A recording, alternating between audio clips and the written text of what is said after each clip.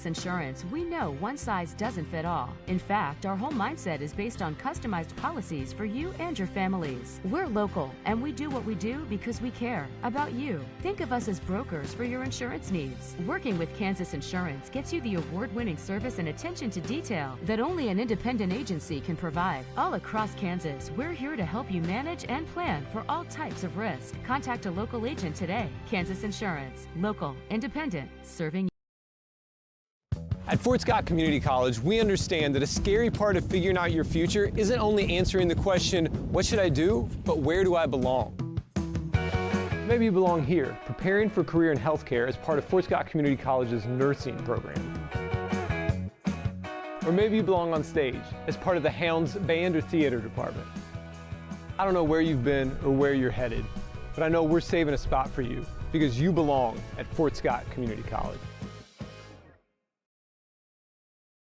Are you looking for a trusted partner in pet care? Look no further than Udora Animal Hospital, proudly serving Eudora and the surrounding area since 1975. Udora Animal Hospital offers a wide range of services, including wellness exams, surgeries, routine vaccinations, and emergency care.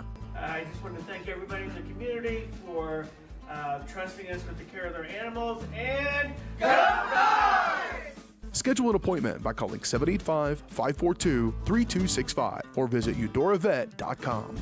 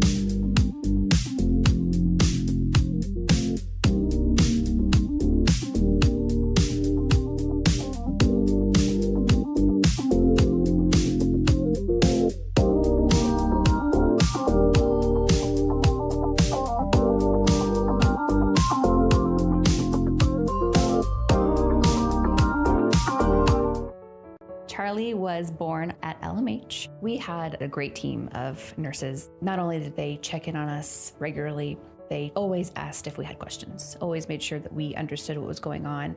I cannot say enough wonderful things about the labor and delivery, family birthing, and mother baby care team at LMH Health. We had to put our entire trust into their hands, and just everyone was so friendly and so supportive. For the best care for your pet, choose DeSoto Veterinary Clinic. Dr. Matt Fair and his team are dedicated to providing high-quality medical care with compassion and a personal touch. They treat every pet as their own, ensuring they receive the attention and respect they deserve. For routine checkups, testing, vaccinations, chiropractic and acupuncture care, or surgical services, you can trust Dr. Fair and his team at DeSoto Veterinary Clinic. Call 913-585-1115 to schedule an appointment today or visit DeSotoVetClinic.com. At Fort Scott Community College, we understand that a scary part of figuring out your future isn't only answering the question, what should I do, but where do I belong? Maybe you belong here as part of Fort Scott Community College's John Deere Tech program. Maybe you belong here as part of the perennial playoff-bound Greyhound baseball team. I don't know where you've been or where you're headed, but I know we're saving a spot for you because you belong at Fort Scott Community College. At Kansas Insurance, we know one size doesn't fit all. In fact, our whole mindset is based on customized policies for you and your families. We're local, and we do what we do because we care about you. Think of us as brokers for your insurance needs. Working with Kansas Insurance gets you the award-winning service and attention to detail that only an independent agency can provide. All across Kansas, we're here to help you manage and plan for all types of risk. Contact a local agent today. Kansas Insurance. Local, independent, serving you.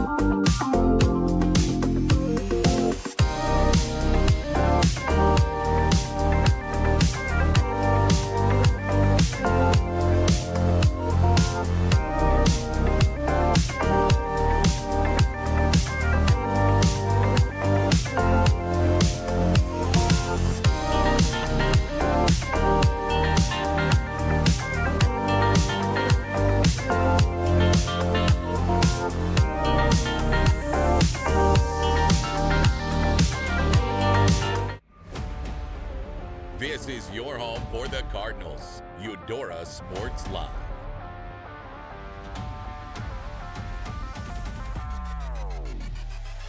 Van Dong in motion. The give is to Moody. Moody ducks down and dives in. He's standing over the ball. He's going to take it quickly. Looking across the field, and he's got it! It's Jude Whalen. And now Addy Hephill puts it away for the Cards. They'll take a 2-set lead. Hendrickson in motion, give to Duncan. Duncan, and he struts the safety. Is he in? It's time for the Cardinals on your home for Eudora High School Athletics. Eudora Sports Live.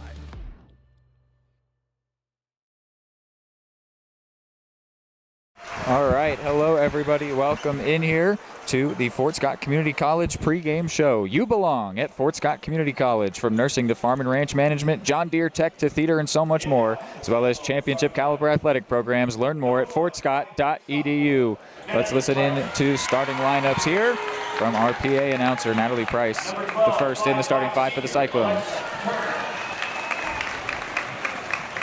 Number 20, 5'6" sophomore, Kirby Evans. Number 32, 5'8" junior, Leah Haskins-Dietrich. And that's the Cyclones. Number 42, 6'1" senior, Nichols.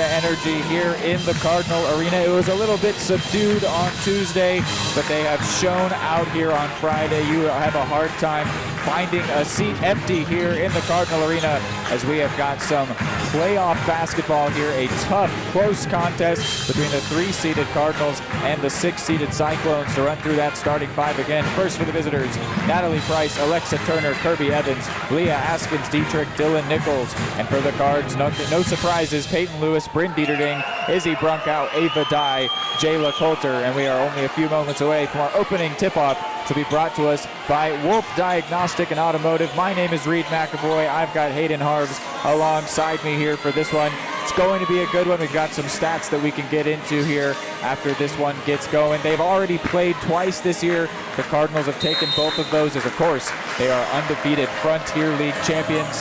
So they have beaten these Cyclones twice, but they will grab the ball first. It was an interesting one when they played here last time, which was the first of the two matchups. The Cards actually did not lead until the second half of that game, but they did end up getting the win, as Askins-Dietrich, one of the fantastic players for them, will get the first points here and put her team in front. Hayden, what are you looking forward to here tonight? Yeah, this is a big game. These are the moments you play for all year round, and playing a team you've played twice all year that's played you well and shown that they know a lot of your tendencies, know how to pick them up. Playing clean early on for the Cards is going to be big. Even if you're not leading a whole lot throughout the first half, you just got to give yourself positive signs to carry, because this game is going to be a marathon more than a sprint. Brunkow can't get that one to go. The Cardinals trailed after one against the Lewisburg Wildcats, which was surprising. They've gotten rid of the tendency, for the most part, they needed to grow into games. That's how it was for a long time this year. But maybe that's going to be how it is again once they come up against these really tough teams like they find themselves matched up with here. For the Cyclones, though, they actually trailed at halftime against Chanute, as Nichols with that one coming down out of the sky. And there's going to be a foul there. Bryn Dieterding loves it. The call will favor the Cardinals there. But yeah, they trailed at halftime against Chanute. That's 11-seeded Chanute, who they had already beat earlier in the year. But of course, as they are here tonight, you know that they were able to get that win, and actually did have a pretty decent, comfortable margin of victory there over the Blue Comets. Yep. But both of these teams have shown that they are fallible, although the Cardinals have not been beaten within Frontier League play. Not that this is any more technically Frontier League play, but a Frontier League opponent, which they have not lost against for more than two years at this point. as they have gone back-to-back undefeated Frontier League titles. Brunkow is going to get fouled on the floor. Already a second foul in their favor. Fouls were a big story in Ottawa. There were a lot of Cyclones fans that left that gym very unhappy with a lot of the calls that went on in that game. Certainly, even we can admit there was a lot of inconsistency there going both ways. Things that shouldn't have been fouls or had been earlier. Just a lot of inconsistency, not what you want to see. Dye can't get that one to go. Hopefully we see a more consistent refereeing performance here tonight that doesn't really factor into things. Askins Dietrich, no good there. Dye with a fantastic rebound as the Cards still look for their first points. She will bounce it to Dieterding. She wants the lead, and she'll get it. I was just about to say, Reed, the Cards may have looked a little bit sluggish out of the gates, but this is never a team that's going to worry too much about a slow start.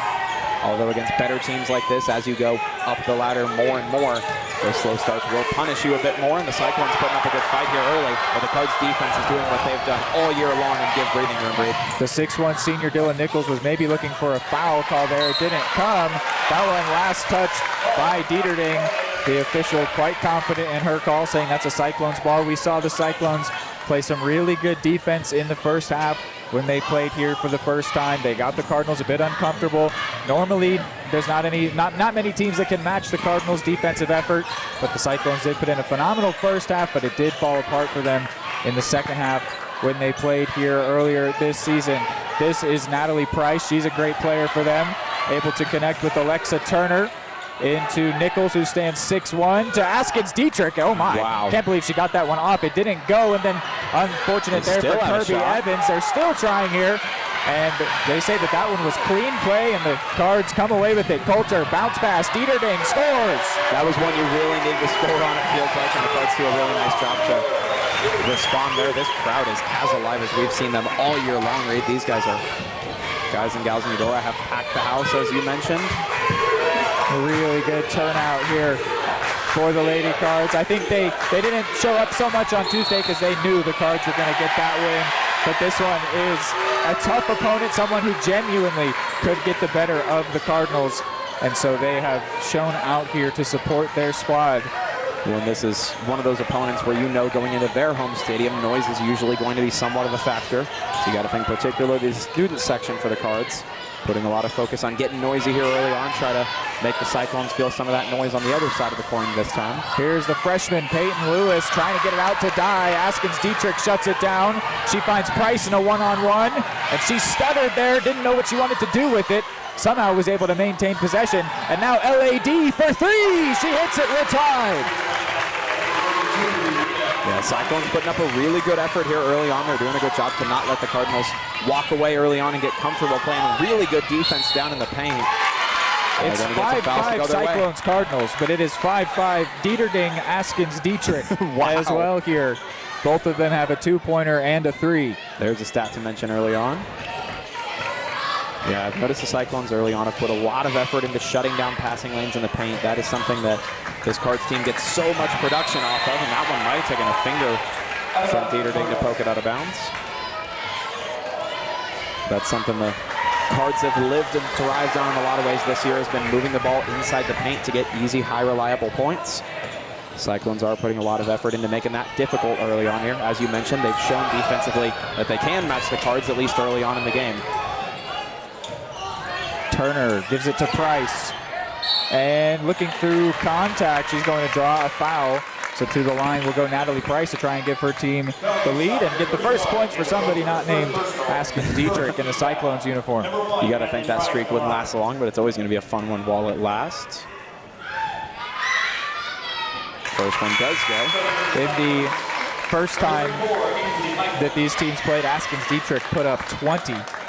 That is the most that any individual has had in this matchup. Second most was Dieterding, who had a 17-point performance in the most recent time that these teams clash. An interesting detail of that time, as Price will go 1 of 2 at the line, is that the Cardinals, they won that one pretty comfortably, 54-38. They only had 4 unique scorers in that one. That was Lewis, Dieterding, Dye, and Coulter, who are their most prolific players. But normally you get some chipping in from other players. Dieterding, almost with a fortunate bounce there. But the Cyclones will hold on to the lead. But the Cardinals only needed 4 scorers and had a very comfortable margin. A lot closer, or a lot more room compared to the 12 points that they got here at home. And a travel call there. The Cardinals faithful love it. I think the Cardinals are doing a really good job tonight of trying to swing the momentum of this matchup in any way they can. Every little foul, every moment that has gone the Cardinals' way, the crowd makes sure to let them know. A solid start here, though, for the Cyclones. Yes. They are up only by the 1 point, but they've been able to keep this one close so far. Well, I will say, could come back to haunt me, but I almost feel like a narrow lead, but playing the Cardinals very well early on almost means more than like what we saw on Tuesday. A large lead where it's mainly because the Cardinals aren't playing very well.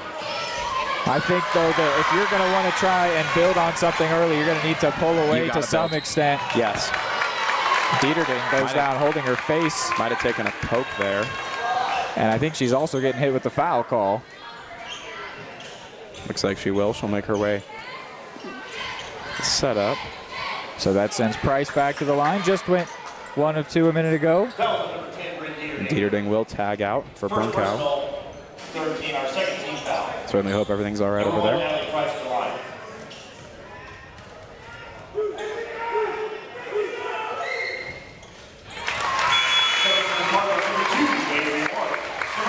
The senior Avery Warren comes in alongside Carly Owens.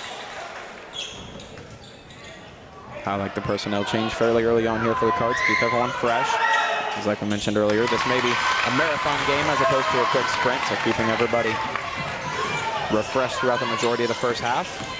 Cyclones putting a lot of effort into trying to poke the ball out. And Price is able to snag that one away. She's in a matchup with Dieterding, hesitates off the glass, no good. And Owens and Warren connect to get the rebound. Cards down by 3 here. Dieterding goes for it, comes up short, slaps it, trying to find a teammate, but the Cardinals actually collapsed almost too well there and could not get the rebound, so the Cyclones can slow things down again. Remember, the Cards did trail after 1. They gave up a whopping 20 points to the Wildcats in the first quarter, but were able to, in the end, get a very large victory in that game. That 20 was by far the largest stretch of points they gave up consistently throughout that entire game. And I think Owens might get hit with the travel there. She was being pretty careless with the footwork, trying to get it to somebody that she would want to be leading the offensive charge there. Nichols will re-enter in place of Natalie Price. Man, really interesting direction in this game so far. The Cyclones have given us quite a bit of proof. There's a bit of substance here to suggest that they are definitely going to be here to contend throughout the night. Cards are a team that responds quickly in the second half usually, but Cyclones are giving us plenty of material here. Oh, Askins Dietrich lost her footing, and Dieterding's going to swipe it. She is all by herself. She goes up and can't get it. Oh, wow. That's a big let off there for the Cyclones. Dieterding all by herself, and I think, you know, it sort of got to her head a bit that no one's going to stop you. It is actually weirdly difficult in moments like that. Got the feedback there for you. There we go. Here is Nichols after the Cards, going to be a little stunned to have not shrunk the deficit back down to 1. Askins Dietrich, who just lost her footing a moment ago, gives it to Turner. Can't get that one. A strong rebound effort and a foul in the paint. Ainsley McCall, the senior, came down with that one and draws what is going to be the 3rd foul against the Cards. And in fact, they're going to send her to the line, which feels a little generous to me. Maybe a little bit. I also think some of the Cyclones fans may be looking at Cards fans in the arena going, hey, you might have gotten a couple the last time around. But they make the most of it, do a really good job to take the opportunities and make points out of it, maximize those, which is going to be a big deal tonight. I think the Cards are still going to be really shocked as Dieterding steps off that she was not able to get that one. It is weird how those can get to you when you have no one trying to stop you. You'd almost rather there be a defender close by, but absolutely. Because you start overthinking it, right? You start analyzing it too much, similar to having a ball that's up in the air for a long time trying to catch it. Coulter, what's going to be the call here? She was fouled on the floor. So we've got 3 team fouls apiece here with 1:08 to go. It looks like we might see the Cardinals once again trail after 1.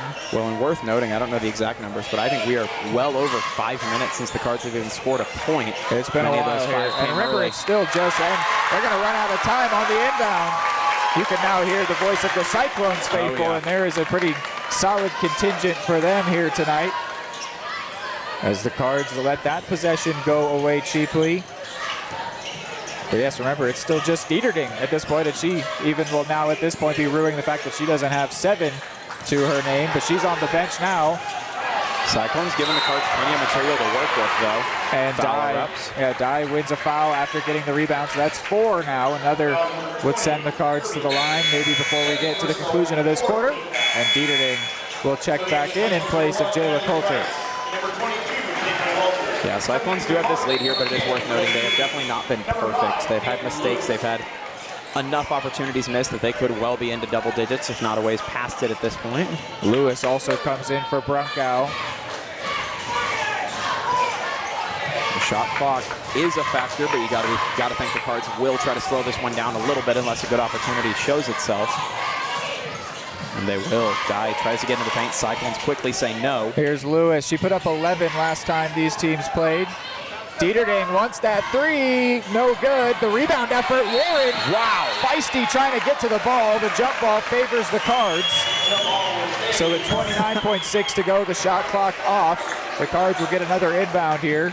You got to think Avery Warren may have been willing to grow wings right there. She was fully committed to getting her hands on that ball. And now Owens will go out. Brunkow back in. Under 30 to go. Last time the Cards ran out of time on the inbound. Not going to take the chance. And Dye will draw a shooting foul on that one. That also sends the Cards into the bonus. And to the line will go number 13. Definitely not going to speak of it as if there's a lot of pressure on the Cards at this point, because it is still extremely early, but they will be extremely grateful for the opportunity to get themselves on track a little bit. But first one does go out for Dye.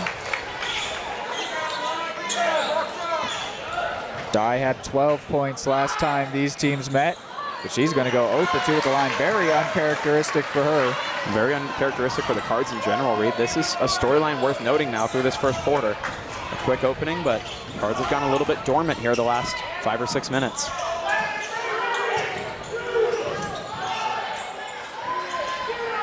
Here is Askins Dietrich, no good. The loose ball, Cards fighting for it.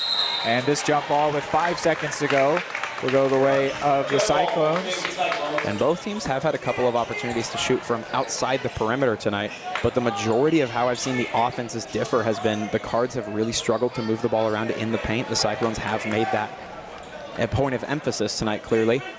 While meanwhile, the Cards defense has not done as good of a job as they usually do at keeping teams from moving around. Dietrich for 3, gets it! So they will end the first quarter with a 7-point lead. A warning shot fired to the Cards here at home. For the best care for your pet, choose DeSoto Veterinary Clinic. Dr. Matt Fair and his team are dedicated to providing high-quality medical care with compassion and a personal touch. They treat every pet as their own, ensuring they receive the attention and respect they deserve. For routine checkups, testing, vaccinations, chiropractic and acupuncture care, or surgical services, you can trust Dr. Fair and his team at DeSoto Veterinary Clinic. Call 913-585-1115 to schedule an appointment today or visit DeSotoVetClinic.com. At Fort Scott Community College, we understand that a scary part of figuring out your future isn't only answering the question, what should I do, but where do I belong? Maybe you belong here, preparing for a career in healthcare as part of Fort Scott Community College's nursing program. Or maybe you belong on stage as part of the Hounds band or theater department. I don't know where you've been or where you're headed, but I know we're saving a spot for you because you belong at Fort Scott Community College. Are you looking for a trusted partner? All right, so we're about to get going here on the second quarter. The Cards trail by 7. They trailed by 2 through 1 against the Wildcats, and it looked like they were going to trail by more. There was a late push back by the Cards to bring it within a couple, and in the end they comfortably were able to get a big win in that game. But they are not looking comfortable right now. It's been a while since they've scored. Only Dieterding has scored as well, which is very uncharacteristic for the Cards. Normally you're going to see Coulter and Dye and Lewis get in on things. Here is Dieterding as the Cards trying to just hold on to the ball for all they can. And Dye, no good, too hard off the glass. she's looking a little off calibration right now with her shots. Just putting a little too much or not enough on it right now. For sure. If she can get going, that would help the Cards a lot, because she is normally one of the leaders for them. And it makes me reflect on, as the Cards get this one, steal this one away, that they only had 4 scorers when they beat the Cyclones last time. Maybe that was a real credit as Lewis finally gets in on it for the Cards. You know, that maybe that's a credit to the Cyclones, even though they did lose that game pretty handily. And maybe we're seeing something of that show up again tonight, but in a way that's more favorable for them. They didn't let the Cards offense get super comfortable, even though you won by a bit. Only a handful of scores. That one's a stay in their possession. They say Coulter tipped it. Lewis hit that 3. She's scored 11 in the most recent time they met, only 6 the first time. But she can make it rain from 3 if you give her the opportunity. For sure. And it has already brought it back within 4 after the 7-point deficit to start the quarter. It feels kind of irrelevant, but I went back and looked at it. The last time the Cards scored prior to that 3 from Lewis, it was 5 minutes and 17 seconds left in the first from Dieterding, and it was actually to take a 3-point lead. So the Cyclones, prior to that 3, went on a pretty impressive run through that first quarter and looking pretty on point here early in the second. Dylan Nichols gets her first couple points. Here's Lewis with a quick response. No, that one won't go. You can tell she's feeling comfortable from 3, though. That will be a big catalyst for the Cards to get back on track quick. If she's feeling comfy, you make one more of those go, and the Cards are going to feel every bit like themselves again. Well, the one name I'm looking at, Jayla Coulter. I actually misspoke before. I said that the 20 from Askins Dietrich was the most by anyone as the corner 3, no good. Coulter had a 21-point performance in this matchup and also scored 14 in the most recent time that they met. So she does play the Cyclones well. And she has actually, as Brunkow gets hit with a travel call, she has tended this season to perform well against the same opponents. Yes. But she was blanked through the first quarter, not alone in that. Everyone except for Dieterding for the Cards was. Right. But she's somebody, even though it's looking like maybe more likely to be Dye or Lewis that could get going, she's someone you might keep an eye on as well, as this season already she has scored 35 points against the Cyclones, but none yet tonight. Yeah, that'll be something to keep an eye on for sure. And as you mentioned, Dye struggling a little bit early on tonight. If she's able to get rolling, that'll free things up for the Cards quite a bit as well. And I think you got to get a little more aggressive defensively, as they're showing a little bit of that here. Just try to keep the Cyclones uncomfy. LAD for 3, no good. Great rebound, and they keep it alive. And it's still going to be their ball. No, Lewis now swipes it. Some great effort for the loose ball. Both these teams not going to let anything get away from them cheaply. Yeah, here is Ava Dye driving, shooting, and finally gets her first point. There it is. That's going to feel like a big relief to her. Also, I believe that was Dieterding on the Lewis rebound, who got a finger to that ball in the middle of all the huddle and popped it up in the air for grabs. Dye, mentioned her getting back on track. That'll be one step in the right direction for her.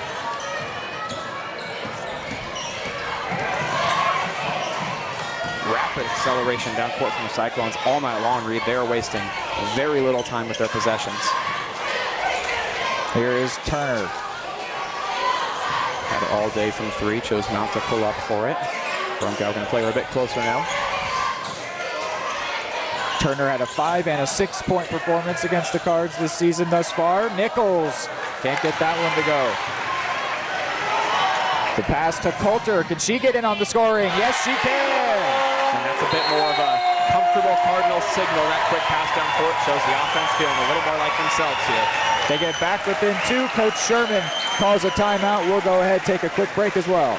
Are you looking for a trusted partner in pet care? Look no further than Udora Animal Hospital, proudly serving Eudora and the surrounding area since 1975. Udora Animal Hospital offers a wide range of services, including wellness exams, surgeries, routine vaccinations, and emergency care. I just want to thank everybody in the community for trusting us with the care of their animals, and go Cards! Schedule an appointment by calling 785-542-3265 or visit eudoravet.com. Prescription drug price.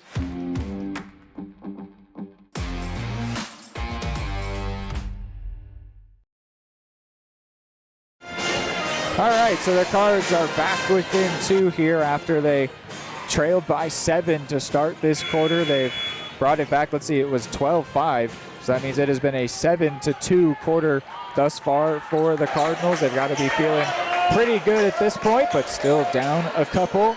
And the Cyclones showing that they are very capable right now. Even if the Cards were to grab the lead, there's no saying that the Cyclones can't grab it right back, maybe go on a bit of a run.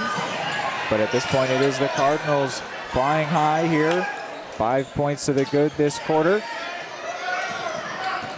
Yeah, it's not necessarily helped a lot for the Cyclones. You'd have to do a lot to stay ahead of the pace you set in that first quarter against the Cards. Mainly helped out by the defense giving up so little. Oh, wow. Price gets it to Nichols, who spun, lost her footing, but did manage to hold possession, and then Turner travels. Student section loving that one. You can see the hand signals from the left side of your screen. They're feeling the momentum here, which the Cardinals certainly have wind in their sails. And that's going to be big with the environment the way it is. I know it's not going to be a huge factor, but it's always going to help these Cards feel a little bit more like themselves when the crowd is full go on their side. Dieterding thought about pulling up from 3 there. Here's Lewis, wants the lead, gets the lead! And this place is on fire right again. Our third lead change of the game. The Cards back on top here. And now you have an opportunity, if you can apply pressure, even get a turnover, you can really start to pull get the turnover. Dieterding, this time another chance by herself. This time it does go for her. Yeah, she wasn't going to miss that one twice, and the Cards take the opportunity, try to give themselves a little bit of breathing room here. This is where you can really start to constrict on your defense and put a lot of pressure on the Cyclones. Nichols in the paint, nearly gets an and one. She will go to the line.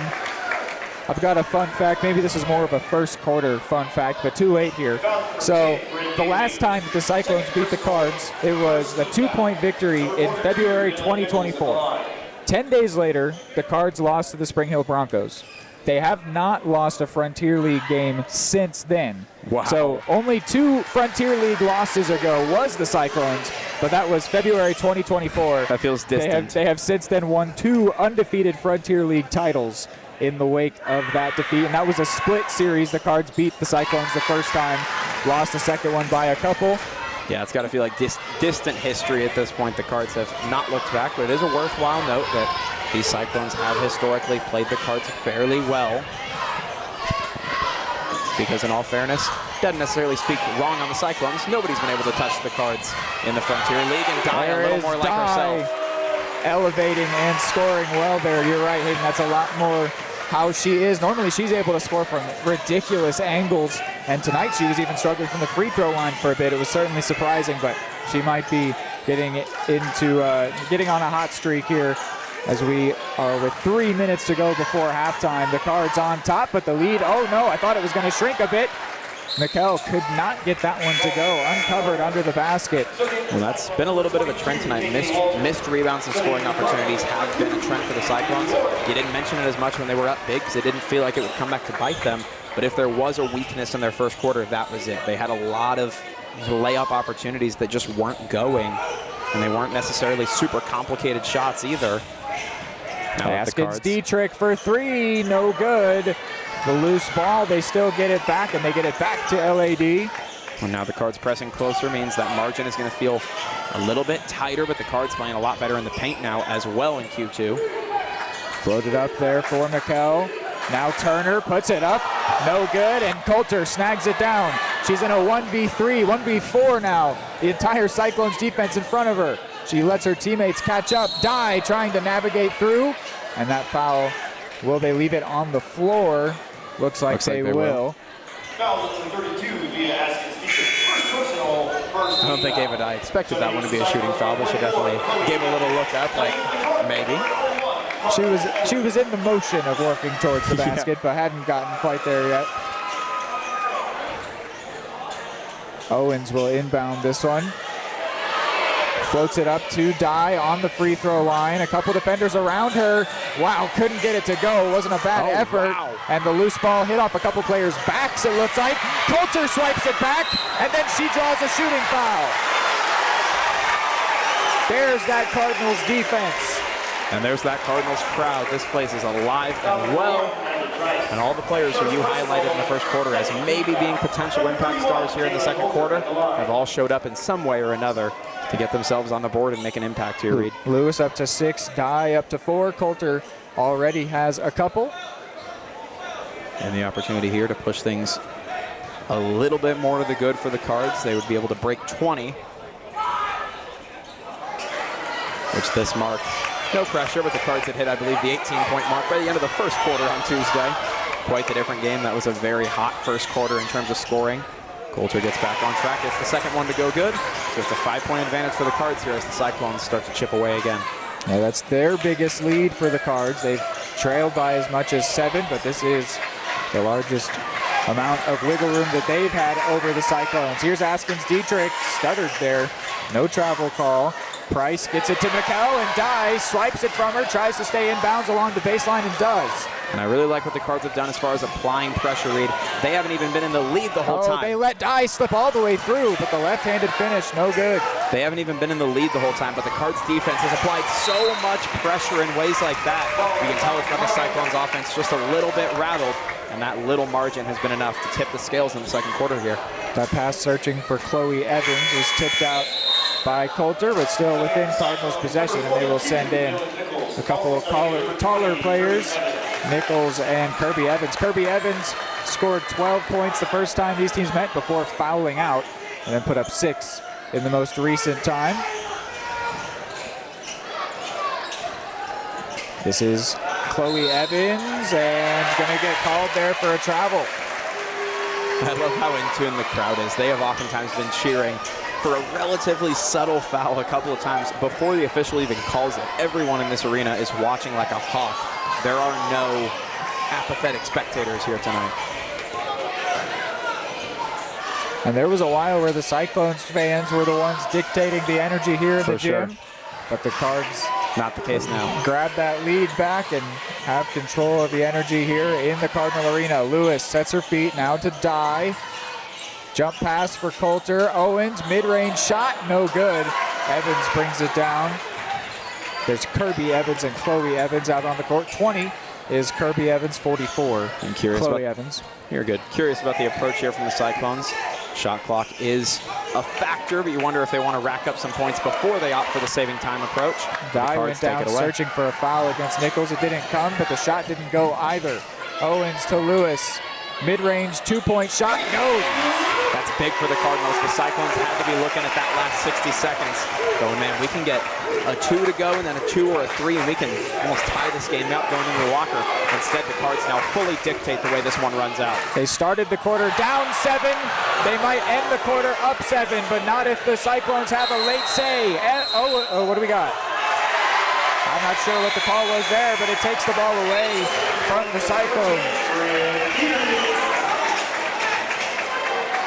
Sounds like Dieterding may have been the player to get fouled, but not a lot of clarity on what the call was exactly. But whatever it is, it does mean that the Cards will at least end this quarter with a 7-point lead after beginning down by 7. A really impressive turnaround here, and they might be able to even add a little bit more. Dieterding, no good. Dye still has 3 seconds here. Dieterding again, and no good once more. So it is a 7-point lead, a 14-point turnaround for the Cards as they are on top at halftime.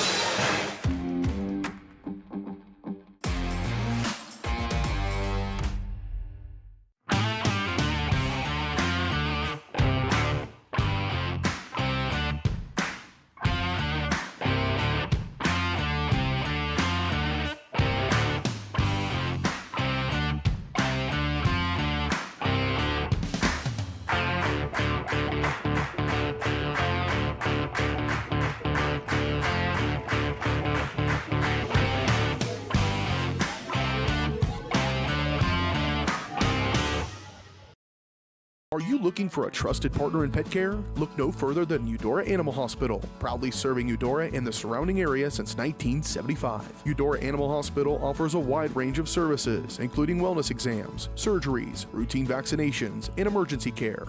I just want to thank everybody in the community for trusting us with the care of their animals, and go Dogs! Schedule an appointment by calling 785-542-3265 or visit eudoravet.com. At Fort Scott Community College, we understand that a scary part of figuring out your future isn't only answering the question, what should I do, but where do I belong? Maybe you belong here, studying animal science or learning about farm and ranch management. Maybe you belong here as part of Helms Hoops on the hardwood. I don't know where you've been or where you're headed, but I know we're saving a spot for you because you belong at Fort Scott Community College. More time before you wake up in the wild. Our natural world needs us now. Step by step, side by side, together, we can find a way to ensure that all life on Earth can thrive. To learn more about how you can help protect and conserve nature, visit nature.org. Your home for live, local sports. Varsity Sports Live delivers professional level coverage with high-quality video and broadcasters that know your schools and community. Touchdown, Conservancy! With the support of local businesses, you never pay to watch Varsity Sports. Live, local, free high school sports coverage. That's Varsity Sports Live. Grass gets it away. Moore's down the middle. And he makes the catch in the end zone. Touchdown, Trojans! Keep up with the action at varsitysportslive.com. Live, local, free high school sports. Charlie was born at LMH. We had a great team of nurses. Not only did they check in on us regularly, they always asked if we had questions, always made sure that we understood what was going on.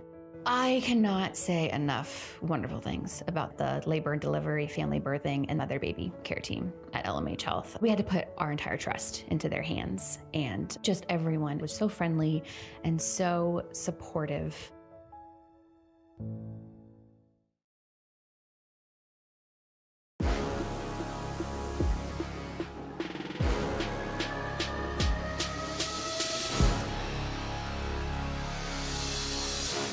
All right, welcome in here to the halftime show brought to us by Attic Storage of Eudora. Attic offers climate-controlled units, RV, and vehicle storage, plus clean, move-in ready spaces. As a veteran-owned, community-focused business, Attic features monitored 24/7 access with friendly on-site managers. Rent, reserve, and pay online anytime at attic-storage.com. So quite the turnaround for the Cards, something that maybe we've become a bit familiar with, but a pretty big magnitude on that turnaround. 14-point win in that quarter that so they go from trailing by 7 to up by 7. They only allowed 3 points that entire quarter while scoring 17. And in fact, they held the Cyclones to only 1 point for almost 7 minutes of play. 6:42 they went, where they only put up 1 point on the board after getting a couple in that first minute and change. So a really big turnaround for the Cards here. They find themselves feeling pretty good as they head into the second half, but certainly the Cyclones showing what they're capable of. What did we see through that first half, Hayden Harves? Yeah, there's a fascinating strength that popped up to me in the second quarter for these Cards that was kind of eye-popping to me. The ability that they have to take a really good team and find the one chink in the armor they have and completely exploit that was really on display there. One of the very, very few downsides that the Ottawa Cyclones had in that first half offensively was they weren't handling the ball extremely well. They had a couple of little missteps where they would, a dribble would go wrong or you'd see a little stumble. And in the first quarter, they weren't punished for it. In the second quarter, whether it was on a rebound or just moving the ball around on their possessions, the Cards were relentlessly poking the ball out and taking it away. And a couple of times when it happened is when it really felt like a big turning point in the momentum in that first half. So I think that's just incredible that the Cards, even though they had a struggling first half, a big catalyst was once the offense got rolling, they found one little spot they could poke and prod over and over, and they capitalized on it so much that, as you said, they've completely flipped the way this second half looks now. It's really impressive. The Cyclones, of course, still have plenty of life, but the ability that the Cards have to completely turn a game on its head in a matter of minutes is truly one of their biggest strengths to me.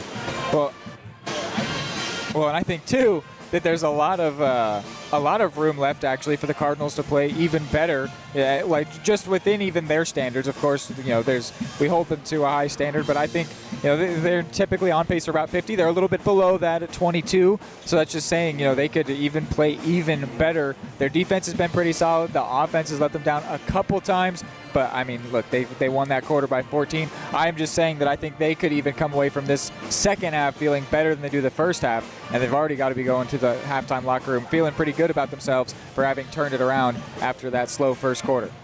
Yeah, I mean, that's that's such a testament to the strength of this team that you and I come away from a 14-point quarter win, and we're like, yeah, it still feels like they could be significantly better. Like they could be significantly more efficient and dangerous than they were there. And that's got to be a tough challenge for the Cyclones to stare down as they look at this second half going, all right, this team looks like they're playing well and they haven't shown us a lot that we can take advantage of.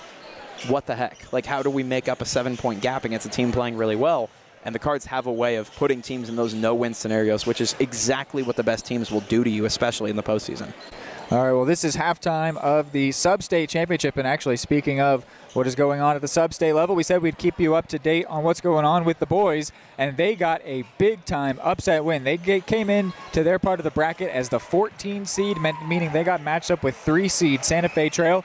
They knocked them off 76-68. So they will be playing tomorrow at 5 o'clock against the number 5 seed Chanute Blue Comets. And that one will be available on YouTube. Their channel is called Chanute High School. It's already there under the live tab, so you can set up notifications for that one if you would like. You'll be able to see that one tomorrow at 5 o'clock.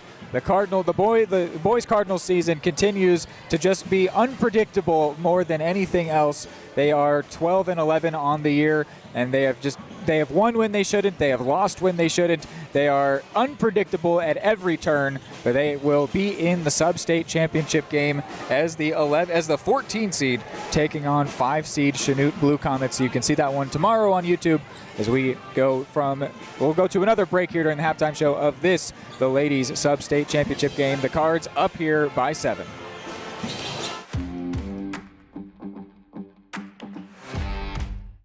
At Kansas Insurance, we know one size doesn't fit all. In fact, our whole mindset is based on customized policies for you and your families. We're local, and we do what we do because we care about you. Think of us as brokers for your insurance needs. Working with Kansas Insurance gets you the award-winning service and attention to detail that only an independent agency can provide. All across Kansas, we're here to help you manage and plan for all types of risk. Contact a local agent today. Kansas Insurance. Local, independent, service.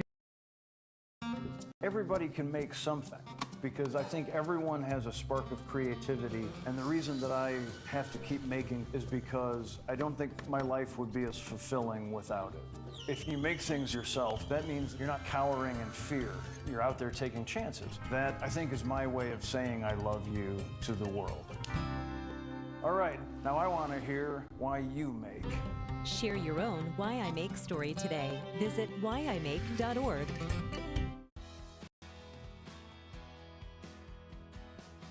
I used to drive an ambulance as an EMT, and I've always tried to be a safe driver.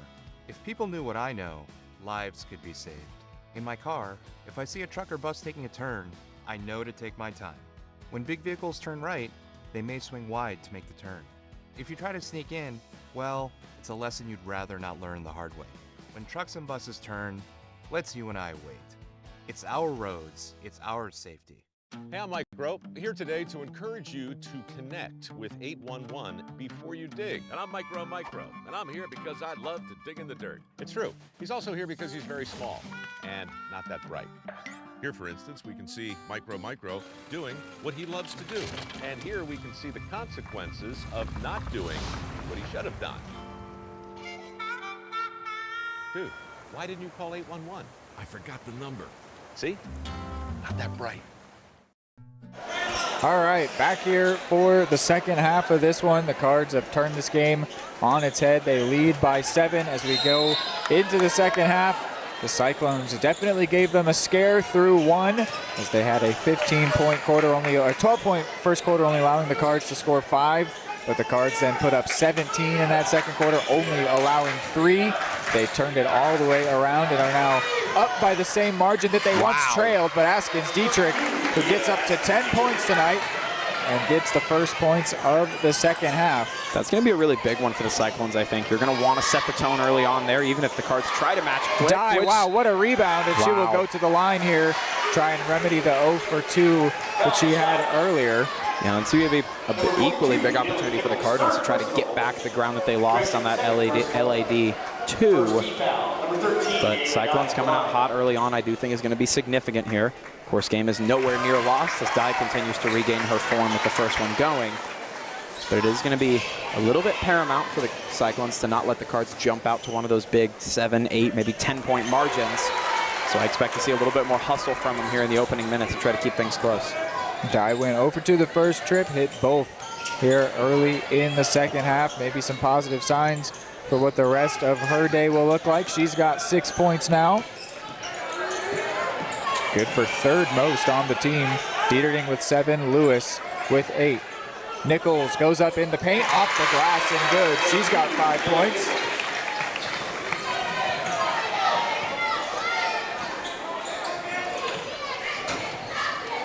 Cards making a bit of a conscious effort to slow things down just a little bit, which will be a good way to try to stifle a little bit of that Cyclones momentum that they're trying to gain.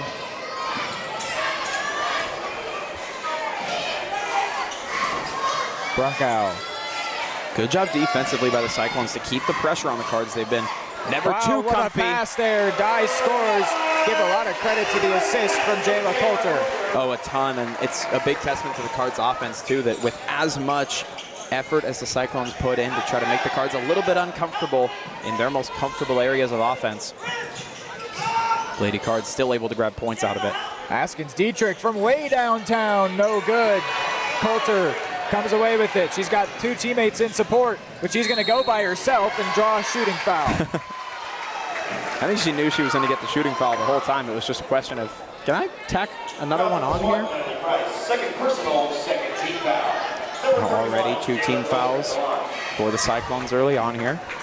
Wouldn't be thinking the bonus factors in too much, but for the Cards, it would only play into their hand more if they're able to get sent to the line a bit. And Coulter does get the first one to go good. So the Cyclones, Reed, maybe not in trouble yet, but we're at an 8-point margin. Cards have an opportunity to add more. Are you starting to turn up the pace a little bit if you're on the Ottawa side? They've got to start hitting, I think, at least 1 or 2 threes here and there, which Askins Dietrich is trying her best. But yeah, they are a team that uses its height a lot. They want to try and have it in the paint. And so if you're only going to be getting 2 points at a time, you need to add defensive performance to that, or maybe try and pull up for 3 every once in a while.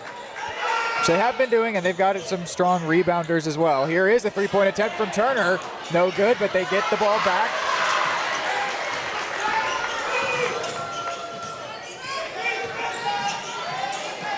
Here's Price going around the edge. Not a bad attempt, but not good enough. Dye comes down with it. The Cards trying to repeat here as sub-state champions, tacking it on top of an undefeated Frontier League title, just as they did last year. Dieterding steps around Turner, bounce pass, Dye scores. I think we can firmly say that Ava Dye is right back to her ways, looking extremely comfortable under the basket as per usual now. Becomes the first Cardinals player to get double digits tonight. Which when she had none through the first quarter, that may have sounded a little bit unlikely. But Tuesday at Lewisburg, she can completely take over a game. Natalie Price, 10 on the shot clock. Evans, high arcing shot, in and out, no good. Those are the shots the Cyclones just need to go, and as you mentioned, it's not to their fault for being afraid to try them. We just haven't gotten any to drop yet. And as that continues to happen, that is going to be their chances in this game fading more and more. And you know, it'll come down to bad luck maybe, but that doesn't change the outcome of things. Man, the Cards ball movement and it's looks so comfortable. For Dieterding. That entire sequence offensively was art. The Cards were moving the ball around. There was one point where Dieterding ran into triple coverage, stopped in her tracks, turned around, and just lobbed the ball backwards. They were on the same page there. If Dieterding gets one of these 2 to go, she will have her 3rd double-digit performance against the Cyclones this season. And as we mentioned, Shades. Just that, I said 1 of 2. It was an and 1, I forgot there. Yep. She got that one to go, so she had 11 the first time these teams met, 17 most recently, and 10 tonight. And as we've mentioned a couple times later this season, shades of freshman Bryn Dieterding as far as scoring have sure shown up here.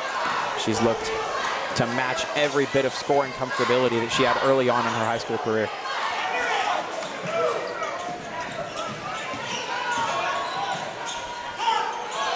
KK Walters. That one poked out, forced back a little bit, so Cards still applying the pressure defensively. And they run out of time, not having an eye on the shot clock. A shot clock violation gives it to the Cards and puts the fans on their feet. Man, the way this Cards team, as we're watching this game slowly drift farther and farther out of reach for the Cyclones. I don't want to make it sound sealed yet, but it is really impressive how the Cards continue to make a habit of taking games that look really close early on and just finding their form to a magnificent degree. Well, and it looks like we're really on pace for a very similar performance to what happened the most recent time they played, which was a 54-38, so a pretty low-scoring performance for the Cyclones. And thus far, the Cards once again do only have 4 unique scorers, Brunkow being the only one in the starting 5 to not get in on it. And just for reference, the first time these teams met, the Cards had 7 scorers. It included Brunkow and then Owens off the bench. And speaking of, Reed, you got to mention that, you know, a low-scoring game. The Cyclones today weren't necessarily on fire offensively in that first quarter. It was more so just the fact that they did a really good job keeping the Cards at bay defensively. It was Owens and Brooks both off the bench there that totaled up to the 7 scorers for the Cards. That one floated in. Askin Cedric, wow, she did great to come down with it, and then it shot out off the foot of Coulter. So still their ball, 10 seconds on the shot clock. Warren will come in along with Nichols for the Cyclones. It's almost poetry in motion to watch the instant switch to aggression from the Cards when they have a little bit of a lead. That's how it goes from a little lead to a big one pretty quickly. Is now that they know the Cyclones are looking for threes, they're getting way more aggressive inside the paint and way tighter coverage outside, which has forced the Cyclones onto the back foot when they really need to be on the front one. The 6'1" Nichols got the inbound, and then she and the 5'3" Avery Warren fighting over the ball. Jump ball will go to the Cardinals. Stepping in for the Cardinals, number 21, Carly Owen.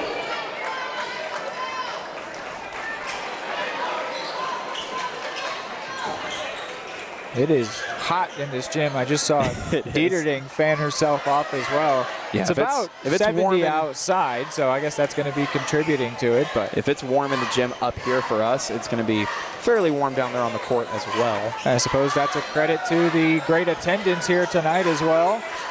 That's something to it for sure. Body temperature helps. Body temps where everyone is yelling and screaming and cheering on as well. Under 10 to go on the shot clock. Lewis might need to get something off here. It might be Dieterding instead. Into the corner, has to shoot here, and they run out of time. You would have almost expected the crowd to play a little more of a factor there for the Cards to let them know they were running out of time. No chance come. And speaking of applying a little bit of heat, you got to think the Cyclones are feeling it much more so than the Cards here. Physically and metaphorically, they know that the pressure is up high here. Cards have done a good job to turn that metaphorical burner up even higher. Yeah, they're trailing this quarter 11-4, another 7-point margin in favor of the Cards. When you lose a quarter as big as they lost the second one, you really don't want to do that. Oh, you can't afford to do that anymore. But it's been the case, and the Cardinals looking very comfortable late in the third quarter with an advantage, which is a story that you have not seen at any point this year. It's a brand new one. Said nobody ever. Cards have done a lot of it this year.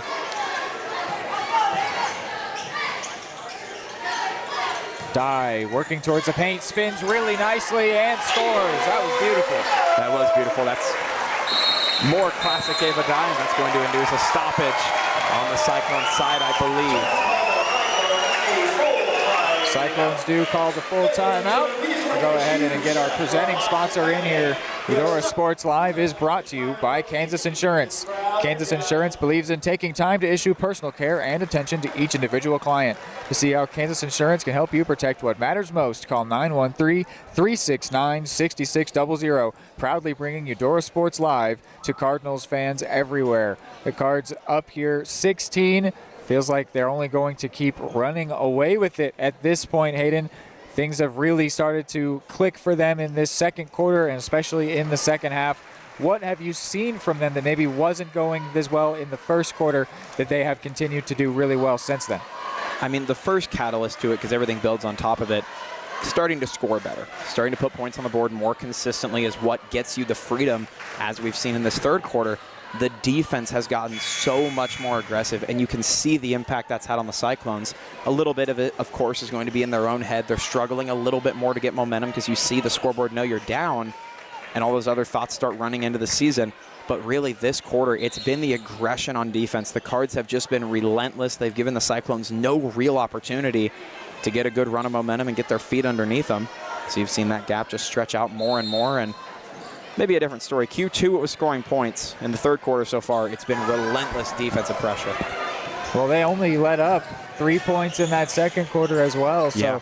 No, their defense has been phenomenal. Since the get-go, it was surprising they let up those 12 points early, just as it was surprising they let up the 20 against the Wildcats. Maybe they will go back to the ways of slower starts in the first quarter, and but that has not stopped. That has not cost them in any games thus far this year. Well, and not only has it not cost them on the results sheet, but it also hasn't really cost them on the box score either. Outside of the first quarter, you would look at these games and you're seeing 20, 30, sometimes 40-point margins. These do not look like games where I could tell you they'd be down double digits a quarter of the way through. Because when they grow into games, they do not grow small. They grow into games like Goliath. Here is Warren, and now Dye under a minute before the fourth quarter. 10 on the shot clock. Lewis working against Price, now against Askins Dietrich. 4 on the shot clock. Owens pulls up and scores. There's your 5th unique scorer for the Cards. Carly Owens chips in a couple points off the bench.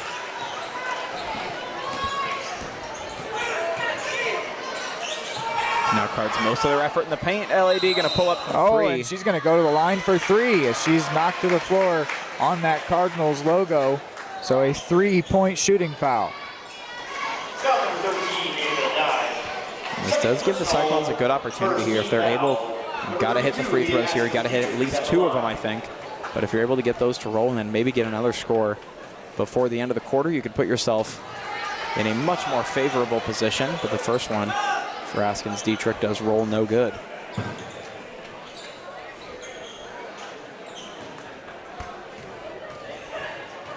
She's got 10 thus far tonight.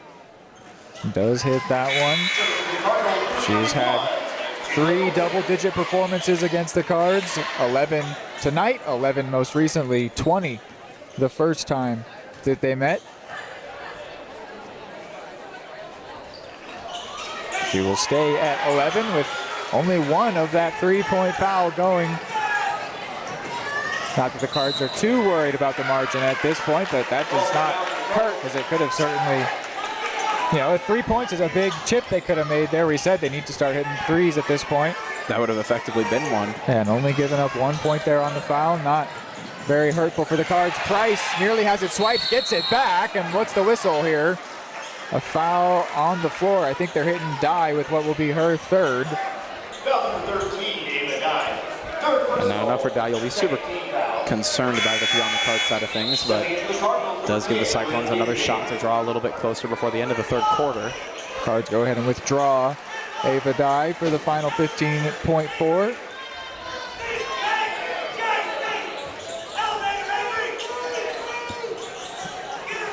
Here is Askins Dietrich working against Avery Warren in the corner for Price.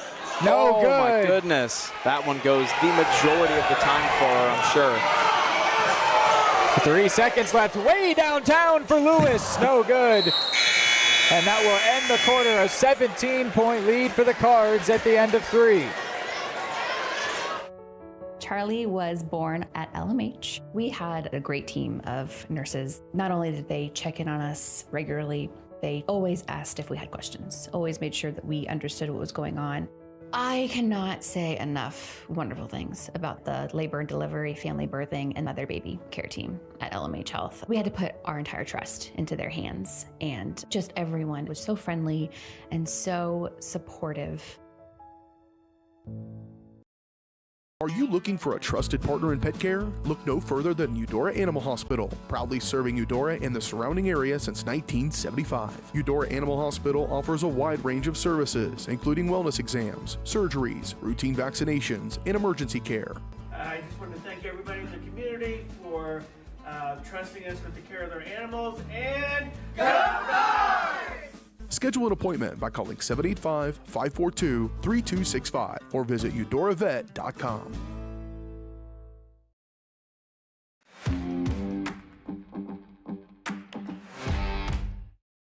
All right, back here for Q4, the Cardinals up by 17 here. They have only allowed 8 points across the last 2 quarters after allowing 12 in the first quarter. They have yet to allow that many across the next 2 while scoring. That's 38 crazy. Compared to the 5 that they only scored in the first. It has been a completely different game since that first quarter. It feels like a distant memory that doesn't even really belong. Monstrous number there, Reed. I mean, yeah, these Cards have been a completely different team. That first quarter feels like decades ago at this point because the Cyclones have looked nothing like it, and in a better way, nor have the Cards. The Cyclones bench wanted a foul call there. There was some tough contact, but nothing will come. Dieterding comes away with the ball, now finds Brunkow. She's yet to score tonight, not that she'll be too worried about that. Coulter wants the 3, no good. Price rebounds. Yeah, you can tell the Cyclones are very much so interested in moving quickly to get Nichols, points. No good. Not only are they uncharacteristically not going, but them moving so quickly means the Cards have been able to get turnovers and just start milking clock, which is going to be the name of the game for them and the big priority in the fourth quarter here.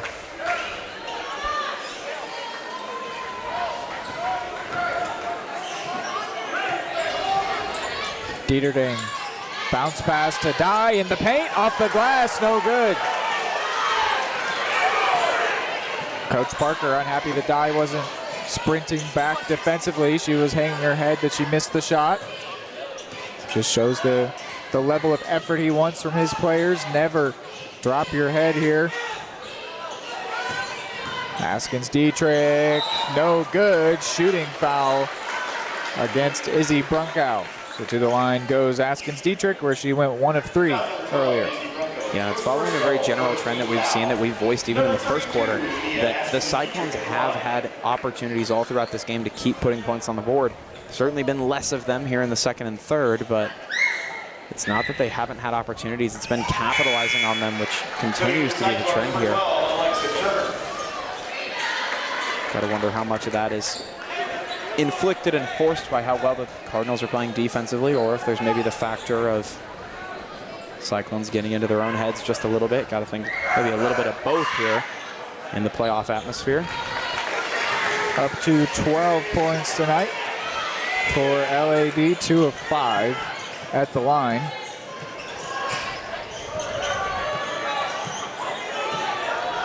And a familiar sight, Dieterding circling around just past half court, setting up teammates, and they will gladly sit and use just about all of the shot clock to let a shot set up, unless Coulter catches a glimpse of something she likes, charging forward to head to the line.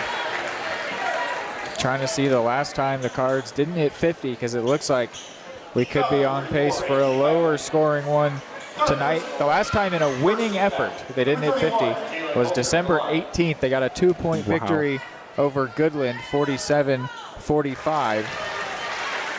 And even then, they were right on the cusp of it. Gotta think they'll score a fair bit more, but if the Cyclones don't charge closer, they could very well end up hitting Cruz in the early 40s. The only other times out again. The only other times the Cardinals ended shy of 50, they did not win the game. It's going to speak to how strong of a defensive effort this has been today. That has been the main star, without a doubt, has been the defensive effort from the Cards tonight. Well, and to have a 14-point turnaround in a low-scoring game is ridiculous for the Cards. Absolutely. Ridiculous for anyone. 10 on the shot clock. They're going to want to move a little quicker now. Brunkow along the baseline for Dye. She goes up and scores. What a great finish. She goes up, points come down. Cards now call a timeout as they do hit 40, so maybe we will hit that 50-point mark as they call a full timeout. We'll go ahead and take a break here. Freedom of the press is about your right to know. It's about your right to be informed. Today, there are real threats to press freedom and your right to know about the world around us. We must protect our right to know, no matter what kind of news is important to you. before it's too late. Understand the threats. ProtectPressFreedom.org. At Kansas Insurance, we know one size doesn't fit all. In fact, our whole mindset is based on customized policies for you and your families. We're local, and we do what we do because we care about you. Think of us as brokers for your insurance needs. Working with Kansas Insurance gets you the award-winning service and attention to detail that only an independent agency can provide. All across Kansas, we're here to help you manage and plan for all types of risk. Contact a local agent today. Kansas Insurance. Local, independent, serving you. Your home for live.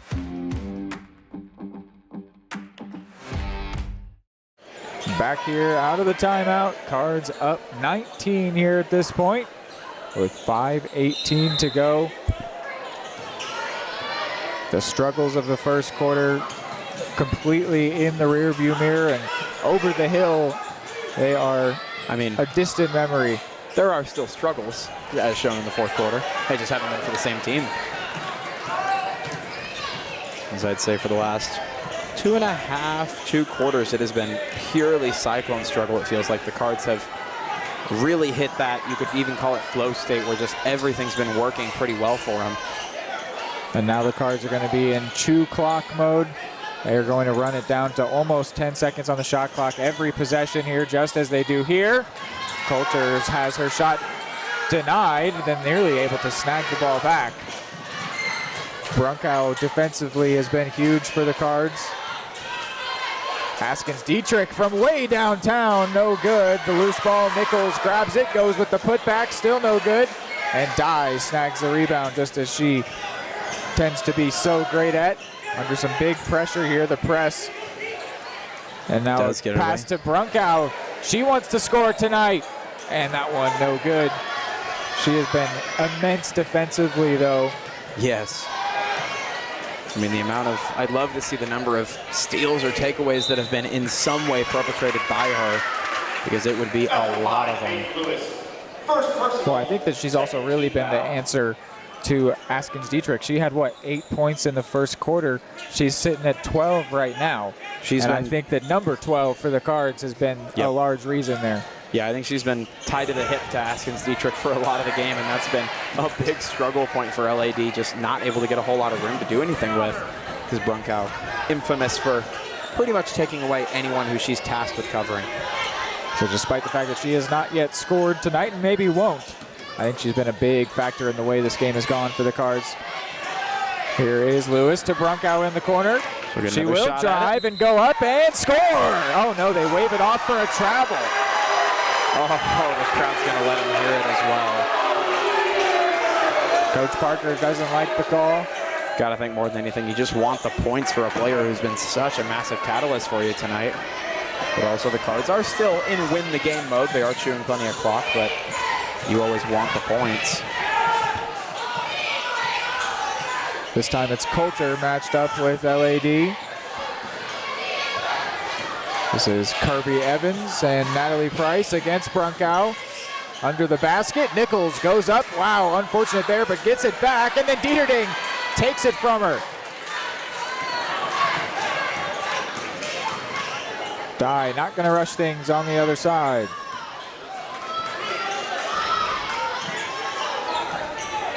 Even Lewis won't rush that opportunity for the three. Well, these are players who you got to think they're looking at these threes as a gift wrapped in gold with a pretty bow on it and all the appealing things, and they are well aware of the plan. Run clock down and bring home a sub-state championship win, and Dieterding puts a couple more in championship. Right at that 10-second on the shot clock mark, she drove to the basket and scored, and does come away now kind of holding her toes, it looks like. So there's going to be a timeout taken here. The Cards up 21. I think it was a Eudora timeout. And this could be the last we see of some of the starters. May not expect it yet, but always a possibility. They say it's actually a Cyclones timeout here. But so yeah, looking at the scoring of this one, let's see, we're at 42, so the Cards have put up 5. The Cyclones only put up 1. The Cyclones still have not matched the amount of points they put up in the first quarter. They scored 12. Since then, they have scored 9 points across these 3 quarters of play. The Cardinals have just locked them down. And there's so much to that. You know, it's never just one player. It's never just one moment. This entire team, and that's become a lot of their identity, is less so the super high scoring totals, even though they've been very consistent at that 50-point mark.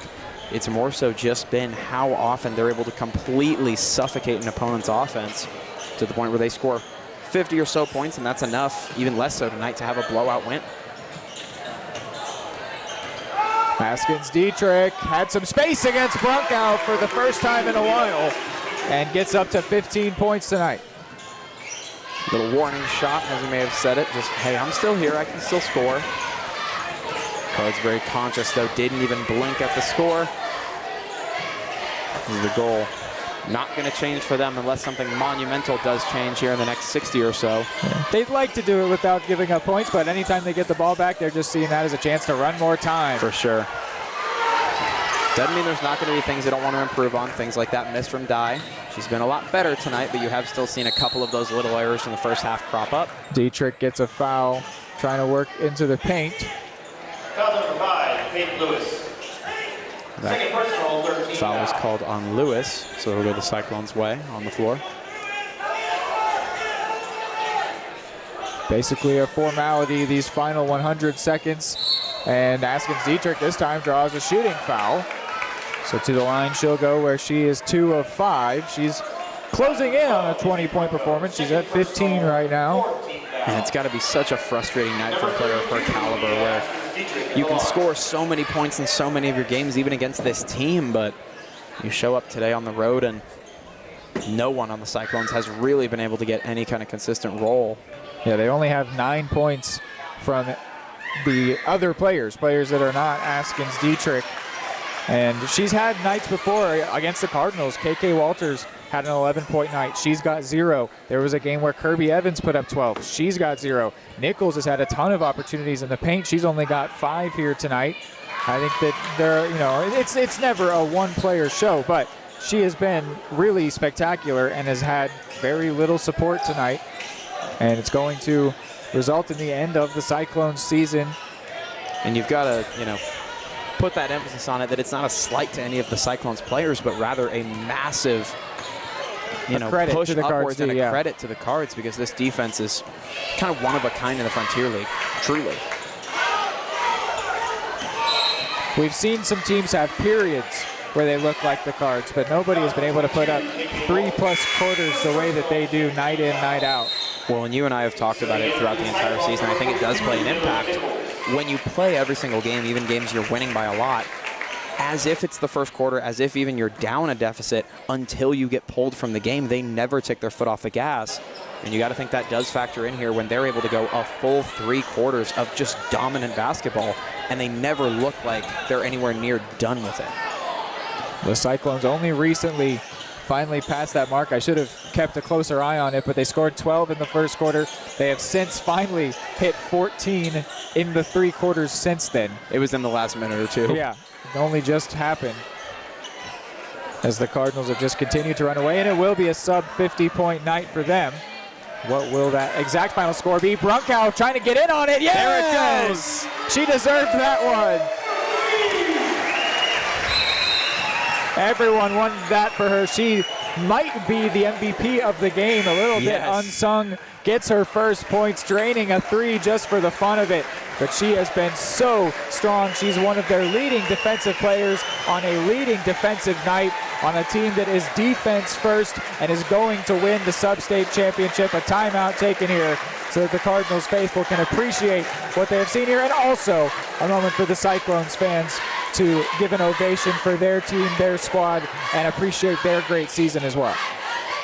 A moment of appreciation here all across the board, Reed, and this ladies Cards team has earned this. I mean, the lengths of which they will go to completely flip a game on its head, even if it doesn't start favorably.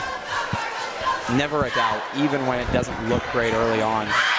This Cards team, when they play like this after a kind of slow first quarter, you got to wonder if that could bite them as you go deeper into this tournament. But right now, they do not look like a team that is going to look scared of anybody when they play this well. Well, a tough part of this part of the season for the high school sports is some of these games will be ending in tears because for Alexa Turner, Ainsley McKell, and Dylan Nichols, it is their final game together on the basketball court. It's been a great year for this Cyclone squad, but it will come to an end here tonight. But they have been a really strong team, a really strong group for years together, and a great finish there. The senior Alexa Turner gets a couple points to take with her on the road. And then Coach Parker will call a timeout so he can sub in some players off the bench here. Marley Folks, Carly Owens, Kylie Bourne, Emma Sarber, and Brooke Mulvihill come in for the Cards. The starters can take a seat and prepare to get going for the state games for the Cards, as they are sub-state champions, Frontier League champions. A fantastic year for the Cards after they didn't get the tournament win they wanted. The Cyclones team did get a tournament win earlier this year, by the way, so they've got something to put in the cabinet. Sarber can't get that one to go. The Cards get a win here, a sub-50-point win, and a sub-state championship for the Eudora Cardinals. This Lady Cardinals team just keeps on rolling. They keep on flying high. Their defense so fantastic, and they are sub-state champions. They will be going on to state. This Cardinals team so fantastic. We'll go ahead, take a break, and when we bring you back, we will wrap this one up, tell you what's next, and remind you where you can go and see the boys sub-state championship game tomorrow. Keep it here on Udora Sports Live.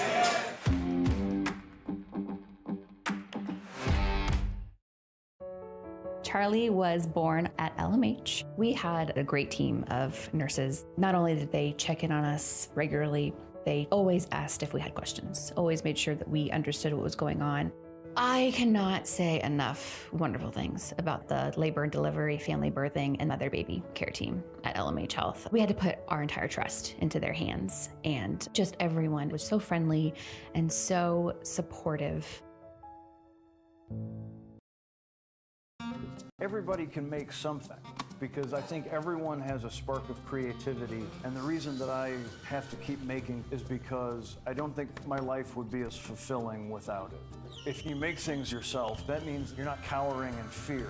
You're out there taking chances. That, I think, is...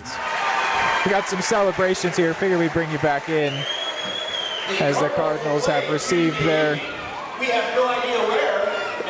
plaque. They're going to celebrate it with the student section. You guys know, since we do. Coming out to support our Cardinals as they head to state. And this will also be the send-off for the Cardinals as they head out of the Cardinals' nest and hit the road along with every other team to go participate in the state championship activities. So there's also an opportunity for the Cards faithful opposing them to give all the well wishes as this team goes to chase a state title. A special moment getting to celebrate here. The senior Avery Warren is the one holding the plaque. They all celebrate around her, and I think they're going to do the Cardinal fight song. We'll go ahead, keep you in here for that as well, if that is what they're about to do here. Some nice embraces, yes, on the Cardinals bench as they do get set up for the fight song, and then we'll go to a break and then wrap everything up when we're back. One of the coolest traditions. We've been in a lot of other schools, and you don't always see, you see closing ceremonies, but not week to week, game to game as consistently.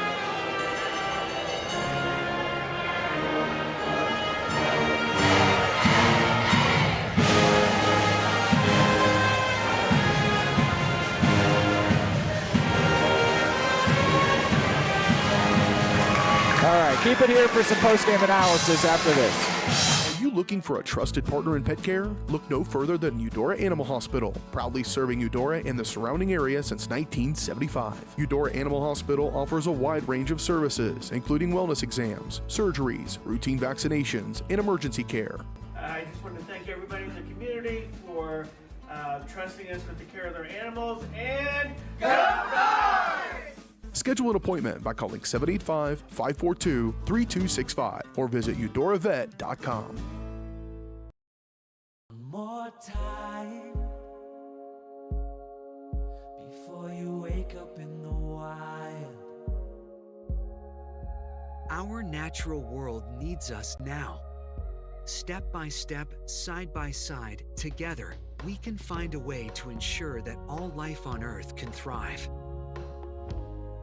To learn more about how you can help protect and conserve nature, visit nature.org. Your home for live, local sports. Varsity Sports Live delivers professional level coverage with high quality video and broadcasters that know your schools and community. Touchdown, Cardinals! With the support of local businesses, you never pay to watch Varsity Sports. Live, local, free high school sports coverage. That's Varsity Sports Live. Grass gets it away. Moore's down the middle, and he makes the catch in the end zone. Touchdown, Trojans! Keep up with the action at varsitysportslive.com. Live, local, free high school sports. Charlie was born at LMH. We had a great team of nurses. Not only did they check in on us regularly, they always asked if we had questions, always made sure that we understood what was going on. I cannot say enough wonderful things about the labor and delivery, family birthing, and mother baby care team at LMH Health. We had to put our entire trust into their hands, and just everyone was so friendly and so supportive. At Fort Scott Community College, we understand that a scary part of figuring out your future isn't only answering the question, what should I do, but where do I belong? Maybe you belong here as part of Fort Scott Community College's John Deere Tech program. Maybe you belong here as part of the perennial playoff-bound Greyhound baseball team. I don't know where you've been or where you're headed, but I know we're saving a spot for you because you belong at Fort Scott Community College.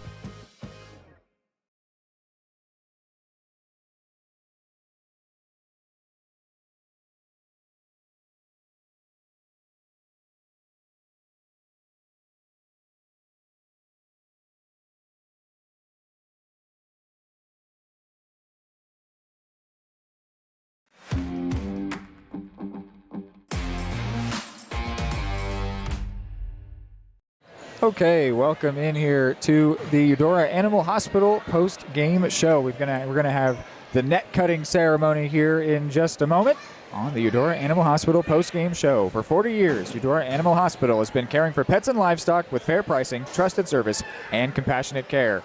Pet owners from across the region trust their four-legged friends to Eudora Animal Hospital. To learn more, visit UdoraVet.com. A 45-28 win. I mentioned it's only the second time this year, actually first time in 2026, that the Cardinals get a win with under 50 points scored. Their defense was just ridiculous here tonight. After giving up 12 points in the first quarter, it took them until deep into the fourth quarter to give up a further 12 points while tacking on all kinds of scoring performances, a 17-point second quarter, a 15-point third quarter. And just that alone, just their second and third quarter, would have been enough to win this game by 4 points as they put up 32 across the second and third quarters of this game. A ridiculously great performance for them, specifically defensively, but their offense chipped in too. They get a third win over the Cyclones, a sub-state championship. What do you got on this matchup, Hayden Harps? Yeah, there's something special. There's a lot of things special about this team as a whole. But there is something special, as we mentioned in the second half, the halftime break, at how incredible this team is at taking the best teams in the Frontier League, some of the best teams in the state, and breaking them down to where they do not even look like threatening opponents for a lot of the game at all. And I guess that's the difference you could say between a good team and a great team. But this Cardinals team's ability to do that has been so spectacular all year long. As you said, the crazy stat in of itself was you could take everything out but their second and third quarter, and it would be enough to win a full 4 from Ottawa. The defense was spectacular. Izzy Brunkow in particular, as you mentioned, such an unsung hero tonight, and we will give her some praise because of that. But this entire defensive unit, even players who are more known for their offense. Yeah, Dye and Dieterding were great as well. Yeah, I mean, Jayla Coulter, players who you don't think of as much defensively, because Dye even has had a lot of prowess there. They're all so good at it, and they play together so well as a unit. The coaching is coaching great. The players are all playing phenomenal. This team looks like they're firing at just the right time to head into state, and that really is kind of a disservice to them to say, because it makes it sound like they weren't firing at certain points all year, which they have been. This has been a state-worthy team all season long, and they just got to put some icing on the cake tonight. Yeah, hopefully we'll be able to tell you what is going on next for them. I imagine we might get an announcement here in the gym once that is all said and done. I don't know, though, if we'll be able to be there or not. Last year, I think it was in Salina. I think it might be there again. We'll see what all details we can get for you there, but no matter what we do know tonight, sub-state champs as Dieterding goes up to take the first snippet out of the net there. I imagine everyone will line up, and probably it'll be Avery Warren last in line to get to bring that one down, but we'll see how that all plays out. We'll run through some point tallies here. Everything's adding up to the right numbers, still unofficial, but they do add up to the 45 and 28. For the Cards, Peyton Lewis with 8, Bryn Dieterding with 12, Izzy Brunkow with that late 3, Ava Dye with a team-leading 14, Carly Owens with 2, Jayla Coulter with 6. On the other side for Ottawa, Natalie Price with 3, Alexa Turner with 2, Askins Dietrich with a game-leading 17, Ainsley McKell with 1, and Dylan Nichols with 5. For the Cards, they've got them. I've actually seen some discrepancy here. The Acacia website has them now at 21 wins. I think we're actually at 20. Either way, they are now into 20-plus wins on the season compared to only 3 defeats, but they are going to have to face some of their toughest opponents here up at state as the lone senior, Avery Warren, goes up now to take a piece out of the net there. So is she going to take a no? So the other teammates someone else will get to bring it down, I suppose, but Warren did take a snippet out of it there, but a really, really strong performance. A different one, maybe a little bit different than what we've seen some of the scripts follow for the Cardinals this season, although we have seen sometimes they come out of the gates a little slow and then just absolutely turn it on. But this time I think we even saw maybe one of their best defensive performances yet, which is surprising to say because that has been how they've won every game this year, has been defense first. And even still tonight, Izzy Brunkow being a key contributor to a fantastic performance tonight. I guess we can go ahead and keep you here for the net cutting, but I don't have much more to say, though I suppose I should direct you to what's going on for the boys, as the boys did get a huge upset victory as the 14 seed. They knocked off the 3-seeded Santa Fe Trail High School at their home. It was a really surprising win for the Cards, 76-68, although I suppose we shouldn't really be able to be surprised by anything that they do at this point this year. So they will be playing Chanute tomorrow at 5 o'clock. You will be able to find that one on YouTube. It's just at Chanute High School on YouTube. They've already got it under the live tab, so you can set up notifications or copy the link, and I'm sure that Kara Kimberlin will likely get that out to everybody so that everybody is able to watch that one. We won't be there with you, but the Cardinals boys are playing in the sub-state champion. They will go in as the underdogs, but that's just how they were on Wednesday, and they were able to get that win. So tomorrow, 5 o'clock, here on YouTube, you will be able to check that one out. We'll go ahead and keep you here as Mulvihill goes up to get this net all the way down for the sub-state title. And then if they announce anything in the gym, we will be sure to relay that to you. But for now, just let you go ahead and watch this moment.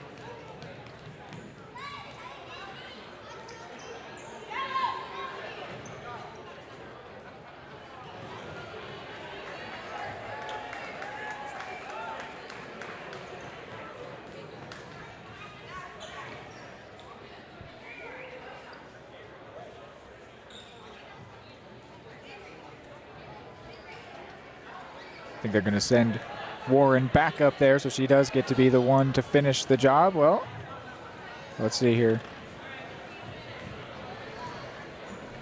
And then I cannot confirm this, but I'm looking at what is going to be the next matchup for the Cards, and it looks like as the Sub-State 3 champion, they may get matched up with the Sub-State 4 champion. If that is correct, which I am not certain of, but if that is the case, they will be matched up with Hayden Catholic High School, the team that they lost to by 1.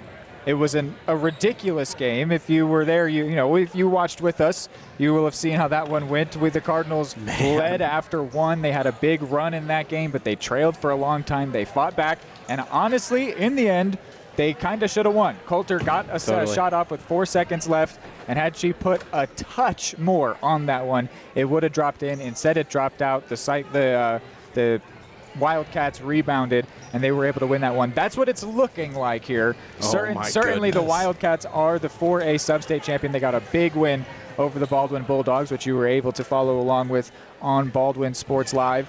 I cannot guarantee you that that's the matchup. Certainly they are one of the Sub-State champion teams that the Cardinals might find themselves matched up with. Last year, it was Bishop Miege, a team of similar caliber to Hayden Catholic High School, that was able to match up with the Cards first round and beat them at state.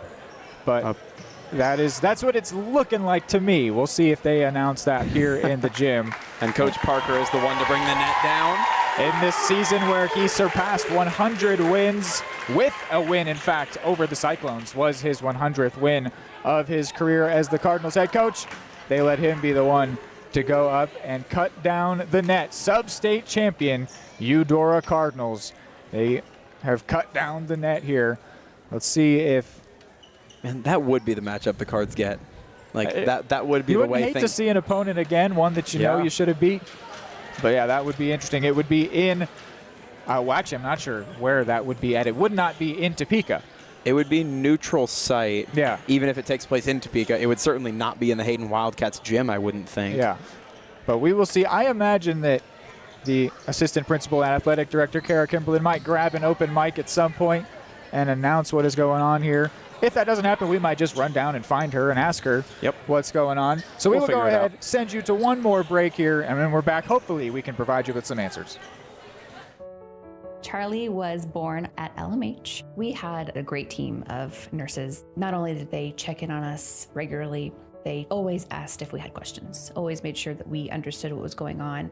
I cannot say enough wonderful things about the labor and delivery, family birthing, and mother baby care team at LMH Health. We had to put our entire trust into their hands, and just everyone was so friendly and so supportive. Everybody can make something, because I think everyone has a spark of creativity, and the reason that I have to keep making is because I don't think my life would be as fulfilling without it. If you make things yourself, that means you're not cowering in fear. You're out there taking chances. That, I think, is my way of saying I love you to the world. All right, now I want to hear why you make. Share your own Why I Make story today. Visit whyimake.org.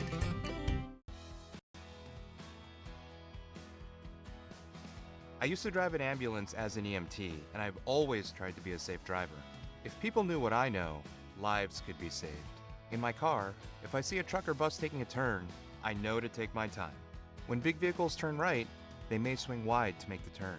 If you try to sneak in, well, it's a lesson you'd rather not learn the hard way. When trucks and buses turn, let's you and I wait. It's our roads, it's our safety. At Kansas Insurance, we know one size doesn't fit all. In fact, our whole mindset is based on customized policies for you and your families. We're local, and we do what we do because we care about you. Think of us as brokers for your insurance needs. Working with Kansas Insurance gets you the award-winning service and attention to detail that only an independent agency can provide. All across Kansas, we're here to help you manage and plan for all types of risk. Contact a local agent today. Kansas Insurance. Local, independent, serving you. All right. Well, unfortunately, the answer is that we don't have any answers. It is not guaranteed to be Hayden Catholic or any specific matchup. They said that they will go off of record, and it's still not determined who all has won yet tonight. And then there are 3 or 4 different neutral sites that it could end up being at.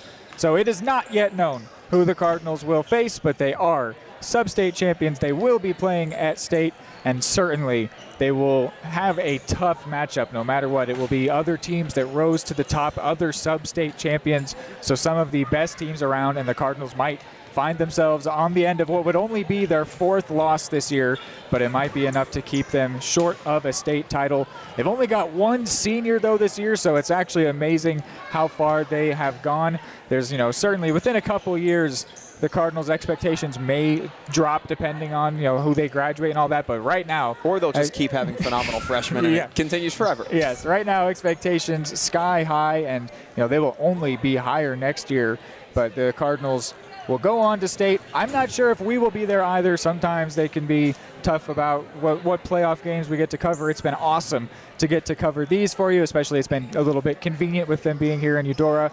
If they're in Kansas City, that's where I live. It could be pretty close. Do that. Yeah, that would be great for us, but it could be much further into Kansas, and even still, we might not be able to get all the contract stuff worked out. But that's not really our end of things. It's not our end of things at all. All we can do is wait and hope the same way you guys can, and we will cover everything we can cover. Yeah, hopefully we get to be there. But the bottom line, Cardinals, sub-state champs, will be playing in state, and that will be on Tuesday for their game. And also that the boys are in action tomorrow, which you will be able to find on YouTube at Chanute High School's YouTube channel.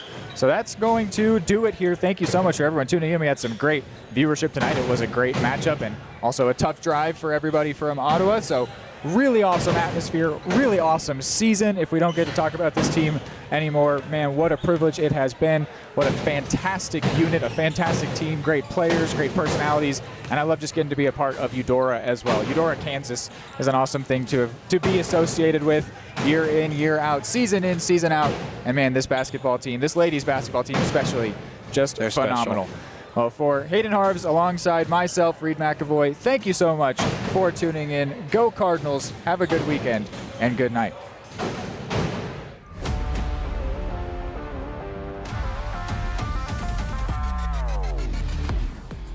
From the gridiron to the hard court, the pitch to the mat, don't miss any of the action. We're there with live, local sports coverage at Varsity Sports Live.